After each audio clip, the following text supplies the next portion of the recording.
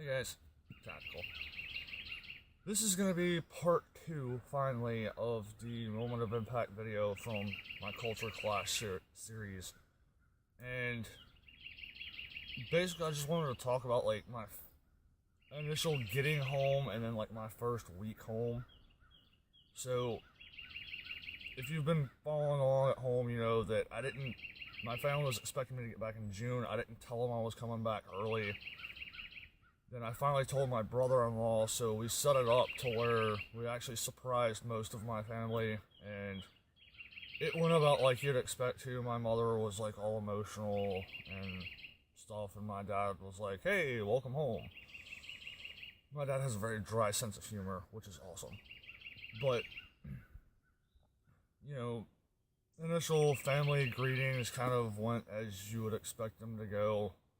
It was a little bit different in the aspect, especially like being home on leave, but in that aspect on terminal leave, like I wasn't rushing around trying to go see these people and those people and have dinner with them and go to the store over here. Like I'm not rushing because I don't have anywhere to be.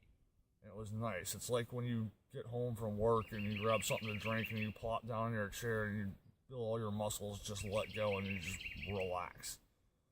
It's about the closest thing I can compare it to. But that was nice. There was a certain aspect of getting out, and it was different circumstances than normal, and like everybody you talk to, even people that I don't even know, I found myself answering a lot of the same questions over and over and over again, and it started to drive me a little bit crazy.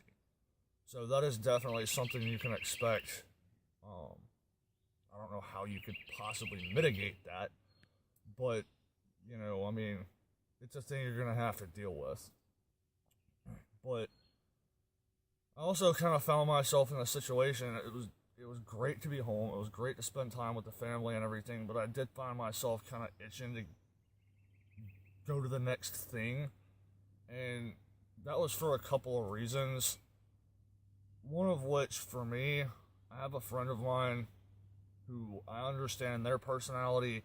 They understand my personality. We get along really well.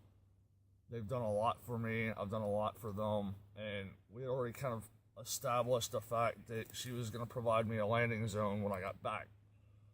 And her homestead has kind of become like a haven for me because I can come here and actually relax. My hometown is very different than where I grew up, and there's hardly anybody there that I know anymore.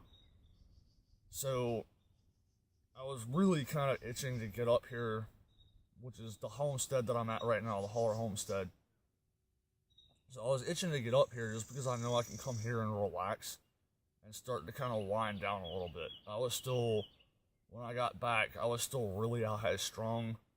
My brain was going constantly, and I needed some downtime. So I was really looking forward to getting up here.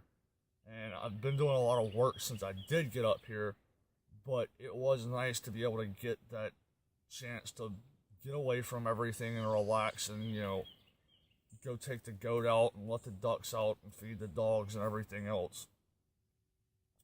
Another reason that I was kind of itching to get up here is my dog Sunny. So,